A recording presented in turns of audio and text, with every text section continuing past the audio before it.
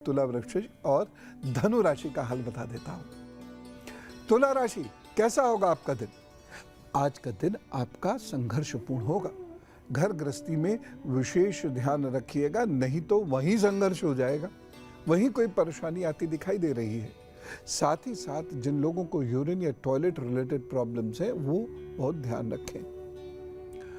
लेकिन जहां तक तरक्की की बात है या यात्रा संबंधी कोई बात है, वो काम आपका बनता हुआ नजर आ रहा है। पार्टनरशिप में कुछ प्रॉब्लम ना हो, इसका विशेष ख्याल रखिएगा।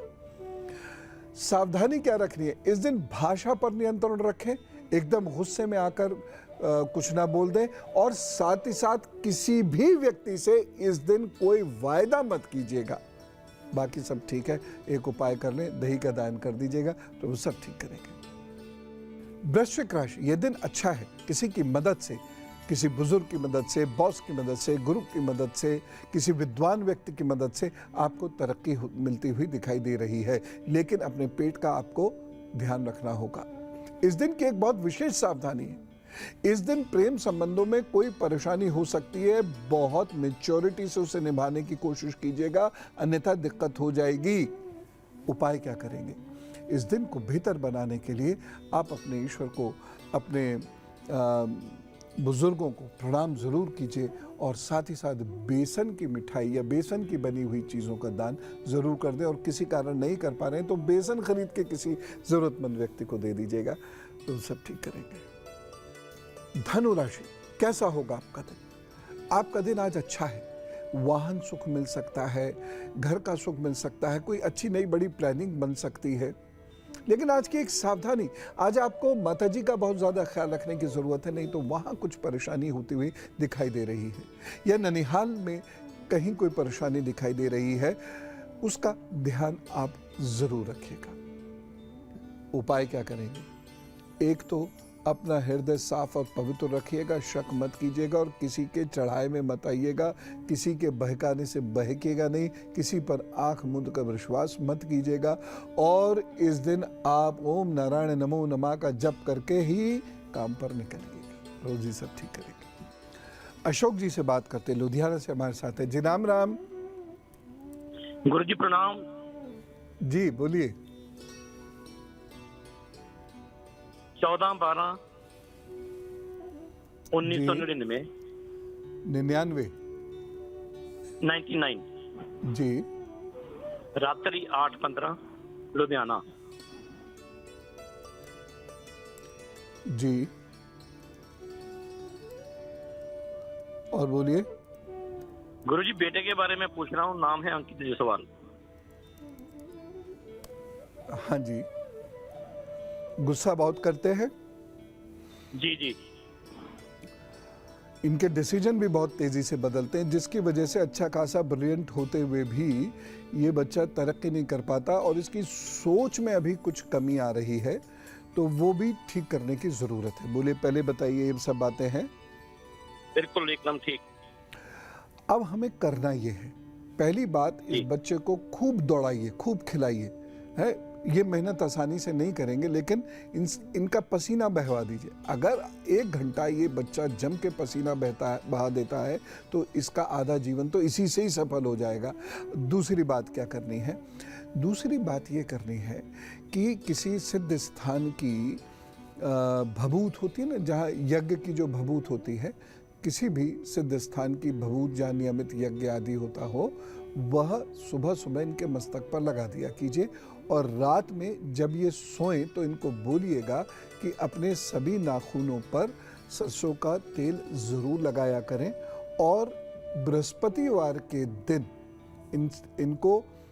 इनसे कहिएगा कि ये शहद का दान कर दिया करें। बस इतना करने इनका जीवन सफल होगा, ये खूब तरक्की करेंगे, और जैसा एक माता पिता अपेक्षा करते हैं उनके बच्चे के प्रति, तो वह अपेक्षाएं ये पूरी कर पाएंगे।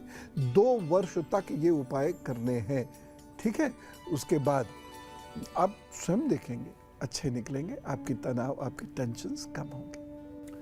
बालों के बारे में हम लोग बात कर रहे हैं। बालों की सॉफ्टनेस, अगर आपके बाल नेचुरली सॉफ्ट हैं एक बाल होते हैं बहुत हार्श होते हैं, लेकिन ट्रीटमेंट से वो सॉफ्ट हो जाते हैं। सॉफ्ट की बात कर रहा हूँ, सिल्की की नहीं। अगर आपके बाल सॉफ्ट हैं, ये अच्छी निशानी है। अगर आपके बाल हार्ड हैं तो ये संघर्ष की निशानी है। आपके बाल बीच में से उड़ रहे हैं, जैसा मैंने बताया भी, तो ये निशानी है कि वैवाहिक जीवन में दिक्कतें आएंगी, ये वैवाहिक जीवन लेट होगा या उसका सुख बहुत लेट मिलेगा। लेकिन अगर आपके बाल आगे से काफ़ी पीछे हो रहे हैं, चाहे आप स्त्री हो अथवा पुरुष हो, तो ये इस बात की निशानी है कि आपको अर्निंग में दिक्कतें आएंगी और अर्निंग नहीं कर पाएंगे, या फिर अर्निंग के जो मीन्स है, साधन है, वो 2 से 3 बार तो कम से कम बदले जाएंगे, यहाँ से अगर बाल हल्के हो रहे हैं तो। एक और ख़ास बात मैं बताना चाहता हूँ कि अगर हाथ के इस भाग पर बहुत सारे बाल आ गए हैं किसी स्त्री के, तो इसका मतलब उनको जीवन में संघर्ष के लिए तैयार रहना होगा और घर बाहर दोनों की जिम्मेदारी भी उठानी पड़ेगी।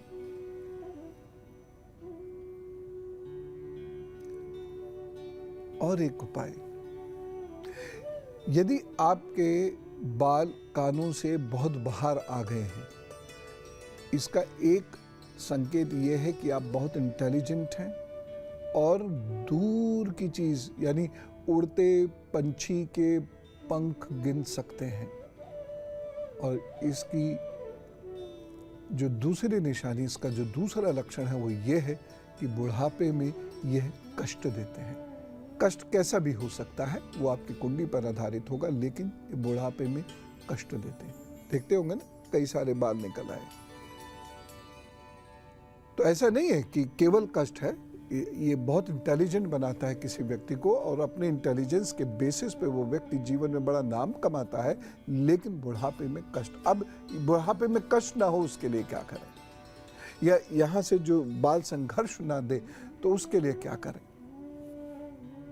अपने इष्ट की प्रार्थना करें और कोई एक तीर्थ स्थान चुन लें। आपका मंदिर हो, चाहे आपका आश्रम हो, किसी आश्रम से जुड़े हुए हो आप तो, या कोई अन्य तीर्थ स्थान हो, कोई मंदिर हो, कुछ भी हो, जिस धर्म पंथ को आप मानते हैं उसके स्थान पर हर वर्ष ऐसे समय में अवश्य जाएं जब पूर्णमासी हो या पूर्णमासी के आसपास का समय हो। और अगर नहीं निकल पा रहा है तो एक नियम बनाएं कि कुछ खास दिवस पर वहाँ अवश्य जाया करेंगे और वहाँ पर फलाहार करेंगे, यानी उपवास करेंगे, और वहाँ हम सेवा करेंगे। एक आपको मैं किस्सा बताता हूँ। एक व्यक्ति जो कि काफ़ी कद में पद में बड़े थे, तो मैंने कहा आपको कोई आप किसी आश्रम से जुड़े हुए? नहीं। किसी मंदिर से जुड़े हुए? नहीं। कोई जगह आपको अच्छी लगती है? हाँ, हरिद्वार। मैंने कहा तो आप हरिद्वार में जाकर वहाँ पर सड़क की सफाई किया करें, वहाँ पर पॉलीथीन और बोतल वगैरह ये उठाया करें। अब तो पॉलीथीन खैर बैन है वहाँ पर, ये बहुत अच्छा निर्णय रहा, लेकिन ये मैं बहुत पुरानी बात बता रहा हूँ। बड़ा संकोच हुआ, लेकिन उधर दुर्भाग्य घेरता गया, और जब दुर्भाग्य बहुत घेर लेता है तो एक दिन व्यक्ति सोचने को मजबूर होता है कि अच्छा ये भी करके देख लेते हैं, छुटकारा क्या पता मिल ही जाए।